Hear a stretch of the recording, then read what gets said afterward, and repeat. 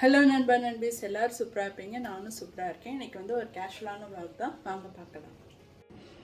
இன்றைக்கி வந்து நான் எக் பிரியாணி பண்ணலான்னு இருக்கேன். ஸோ அதனால் நான் வெங்காயம், பச்சை மிளகாய், தக்காளி எடுத்து வச்சுருக்கேன்.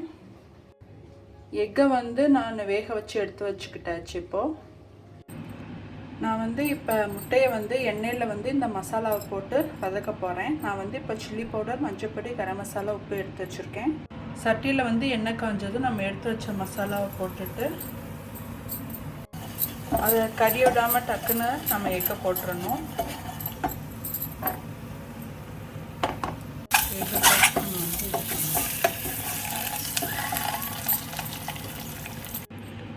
நம்ம இப்போ பிரியாணிக்கு குக்கர் காஞ்சதும் நான் நெய் போட்டுறேன். நெய்யும் எண்ணெயும் கொஞ்சம் ஊற்றிடலாம்.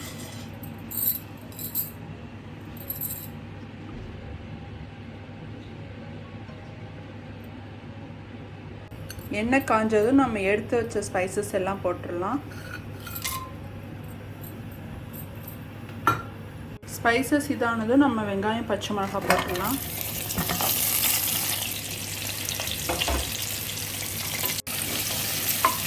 நல்லா ஆனியன் நல்லா கொஞ்சம் கோல்டன் ப்ரௌன் ஆகிற வரைக்கும் நல்லா வதக்கி விடலாம்.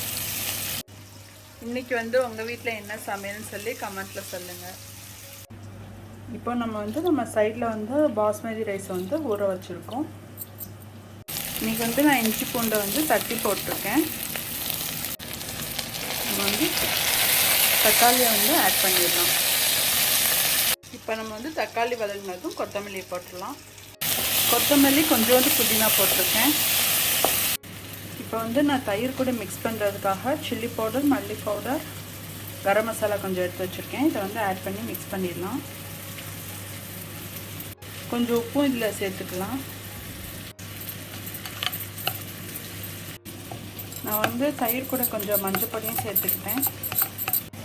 நான் இப்போ தயிர் பேஸ்ட்டை இது கூட ஆட் பண்ணியாச்சு. நல்லா மிக்ஸ் பண்ணி கொஞ்ச நேரம் 5 நிமிஷம் விட்டுடலாம். என்னடா இந்த பொண்ணு நல்லா ஹோம்லியாக ட்ரெஸ் பண்ணிவிட்டு எக் பிரியாணி பண்ணுதுன்னு பார்க்குறீங்களா? நான் எல்லா யூடியூப் சேனல்லையும் எல்லோரும் அப்படியே பார்க்கவே நல்லா ஜிம்கி போட்டு நல்லா மங்களகரமாக இருந்தாங்க. சரி, நம்மளும் அந்த மாதிரி ட்ரெஸ் பண்ணலாம்னு சொல்லிட்டு தான் போட்டிருக்கேன். இப்போ நான் ரைஸை நல்லா போட்டாச்சு. இப்போ நீங்கள் ரைஸ் போட்டதுக்கப்புறமா கொஞ்சம் உப்பு போட்டுக்கோங்க. இந்த ரைஸுக்கு தேவையான அளவு உப்பு. நீங்கள் தண்ணி அளவு 1 டம்ளருக்கு 1.5 டம்ளர் சொல்லி அளவு வச்சு ஊற்றிக்கோங்க. இப்போ நான் தண்ணி ஊற்றியாச்சு.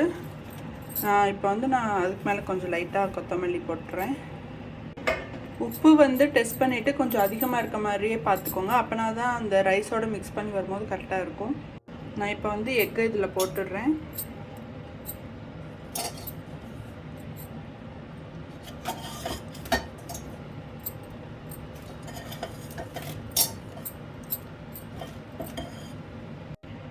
நெய் கொஞ்சம் போட்டுட்டு நான் இப்போ மிக்ஸ் பண்ணி விட்டுறேன். இப்போ நம்ம மூடி போட்டு விசிலில் இறக்கிடலாம்.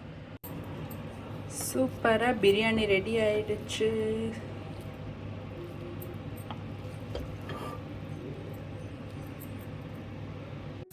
இந்த வீடியோ உங்களுக்கு பிடிச்சிருந்துச்சுன்னா like, share and subscribe. Thanks for வாட்சிங்.